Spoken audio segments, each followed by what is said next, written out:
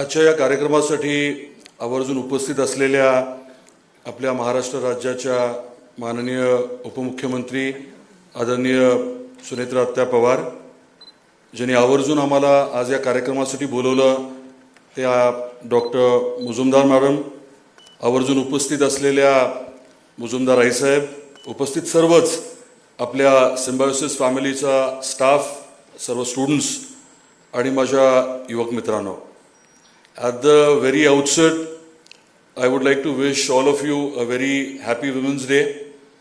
International women's डेच्या अनुषंगाने आपल्या सर्वांनाच, सर्व महिलांना आणि पुरुषांना पण मी हॅपी वुमेन्स डे विश करतो, कारण तुमच्यामुळे तर आम्ही आहोत. आणि I have lived through the phase. आता या कार्यक्रमामध्ये odd man out, I have actually lived through the phase. म्हणजे आता इथे मी बसलो कसा आणि हा कार्यक्रम आत्तापर्यंत मी अटेंड कसा केला ते मलाच माहिती, पण हे बरोबर नाही आहे. हे मी मुजुमदार मॅडमना सांगतो, कारण खरं तर असा कार्यक्रम होता तर मला बोलवायचं कारणच नव्हतं. गमतीचा भाग बाजूला, महत्त्वाची बाब ही आहे की आज या कार्यक्रमाच्या निमित्ताने आपण आदरणीय अजित काकांची आठवण केली. त्यांनी सिम्बायोसिस परिवाराला आणि सिम्बायोसिस घडत असताना जी काही मदत केली त्याची आपल्या सर्वांनाच कल्पना आहे. इथल्या कॅम्पसच्या बाबतीत किंवा अगदी PCMCमध्ये जो कोर्स सुरू झाला त्याच्या बाबतीत त्यांनी जी मदत केली ती आपल्याला सर्वांना आठवते. आणि कार्यक्रमाची सुरुवात त्यांना आदरांजली देऊन आपण केली, त्याबद्दल मी मनापासून आभार व्यक्त करतो. सुनेत्रा आत्यांच्या बाबतीत आपल्याला जास्त कदाचित माहीत नसेल किंवा बऱ्यापैकी माहिती असेल. पुण्याच्याच आहात तुम्ही सर्वजण, त्यामुळे माहिती असेल. पण मला 1-2 मुद्दे सांगायचे होते. अगदी 2007मध्ये सुनेत्रा आत्यांनी बारामती टेक्स्टाईल पार्क सुरू केली.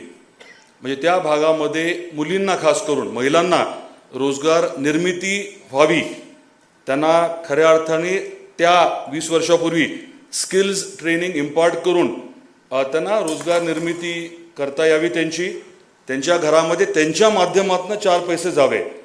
कारण स्वाभाविक गोष्ट आहे की जेव्हा महिला स्वतः अर्न करते, स्वतः जेव्हा कमवते, तेव्हा तिला जो आदर मिळतो तो जरा वेगळा असतो. वेगवेगळ्या माध्यमातून येणारे पैसे आणि स्वतः कमवल्यानंतर त्या आईला, त्या बहिणीला, त्या बायकोला जो आदर कुटुंबात मिळतो तो निश्चितपणे वेगळा असतो.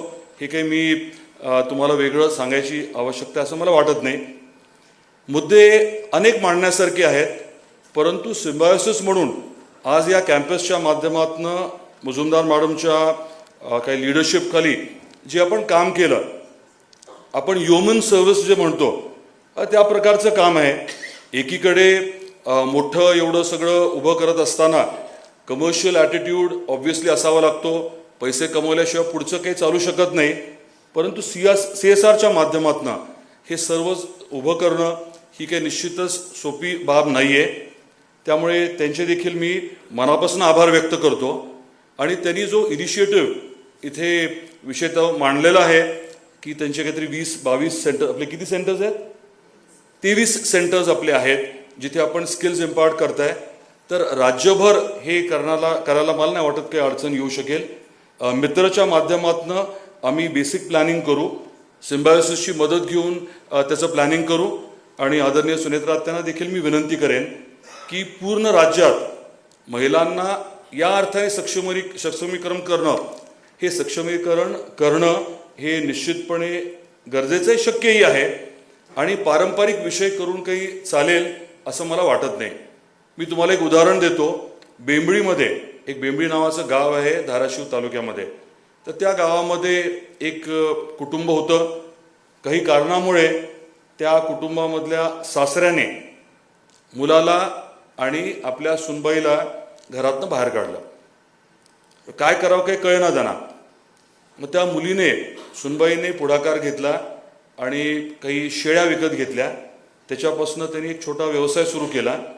मग नंतर शासनाची मदत घेऊन काही पैसे उपलब्ध झाले. 2-3 योजनातनं पैसे मिळाले, CMEGP मधनं मिळाले. आणि तुम्ही जर बेंबळीत आता गेला तर तिने स्वतःच्या पैशातनं जागा विकत घेतली. पत्र्याचे 2 शेड्स मारलेत. एका शेडमध्ये ती राहते, म्हणजे म्हणजे पती आणि मुलांसकट आणि शेजारच्या शेडमध्ये काही शेळ्या आहेत, त्याच्या बरोबरीने त्याने 2 छोटे मशीन लावलेत. एक आहे ते काहीतरी फ्लोर मिल आहे आणि दुसरं जे आहे ते काहीतरी मसाला बनवण्याचं मशीन आहे. आणि दोन्ही मुलांना सोलापूरला रेसिडेन्शियल शाळेमध्ये त्यांनी ठेवले. आम्ही छोटी फिल्म करून हे बऱ्यापैकी पसरवलं. आदरणीय पंतप्रधान नरेंद्र मोदी साहेब हे लखपती दिदी हा विषय मांडतात. आपल्या देशामध्ये आता करोडो महिला लखपती दिदी झालेल्या आहेत. आणि लाडकी बहीण योजना तर तुम्हाला माहिती आहे. आदरणीय देवेंद्रजी फडणवीस साहेबांनी हा विषय जो आहे तो इतर भागातनं, इतर राज्यातनं आपल्याकडे आणला. शिंदेसाहेब मुख्यमंत्री होते, आदरणीय अजित काका अर्थमंत्री होते आणि त्यांनी खूप एक वेगळा असा पुढाकार घेऊन ती योजना राबवली. ती 1,500 रुपये महिलेसाठी किती महत्त्वाचे आहेत ते त्या महिलेच्या जर तुम्ही घरी गेला तिला विचारलं तर ती सांगू शकेल. 1,500 रक्कम मोठी नाही आहे, परंतु दर महिन्याला शाश्वत ते पैसे येतात, ही मोठी बाब आहे.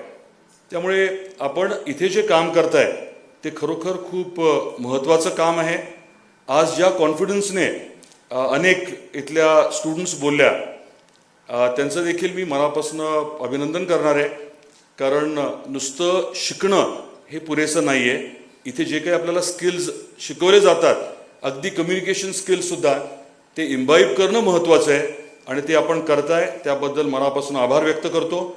आज ज्यांचा आपण सत्कार केला त्या सर्व वुमन लीडर्सचे देखील मी मनापासून अभिनंदन करतो आणि ज्या स्टुडंट्सना आता आपण फेलिसिटेट केलं त्यांचं देखील मनापासून मी अभिनंदन करतो. अधिक वेळ न घेता आपण जे काही आता नियोजित करताय, म्हणजे तुम्ही आता इंदोरला केलं, खरं तर ते आम्हाला फार नाही आवडलेलं. नाही गमतीने म्हणतोय, नाही मूळची आम्ही इंदोरची आहोत, भोपाळची आहोत, बरोबर आहे, ते फॅक्ट आहे ती. हे जाधव वगैरे म्हणजे एनिवे तो विषय वेगळा. अजून आपण महाराष्ट्रामध्ये जे आपल्याला योग्य वाटेल ते निश्चित करावं. आपण आता जर्मनीमध्ये काम करताय, अमेरिकेत काम करताय, USA मध्ये काम करताय आणि तिथले जे काही आपल्याला इथे नवीन टेक्नॉलॉजी आणता येणं शक्य आहे ती जरूर आपण आणावी. आणि जो आपण विषय इथे मांडलाय तो विषय फक्त मांडण्यापुरता मर्यादित न ठेवता निश्चित आपण ताकदीने पुढे नेऊ हा शब्द मी देतो आणि आपल्या सर्वांची रजा घेतो. धन्यवाद. जय हिंद, जय महाराष्ट्र. आपले मौल्यवान विचार मांडल्याबद्दल